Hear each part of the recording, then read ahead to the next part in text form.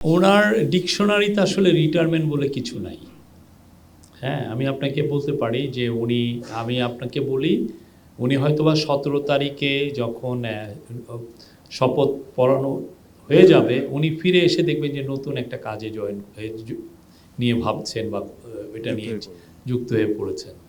তো উনি আগের যেই কাজগুলো উনি করতেন সেগুলোই তো থাকবে। উনি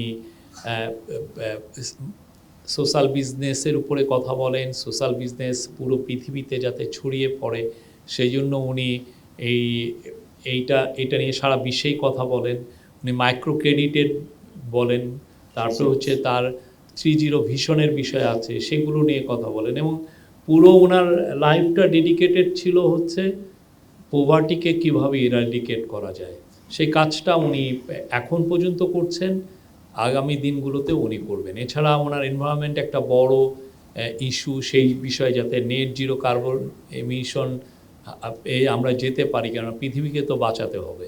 আরেকটা হচ্ছে যে গ্লোবালি আমরা দেখছি যে 2-3টা লোকের কাছে পুরো ওয়েলথটা অ্যাকুমুলেটেড হয়ে যাচ্ছে। তো সেটা নিয়েও উনি কথা বলছেন, গ্লোবালি অনেক কথা বলেছেন।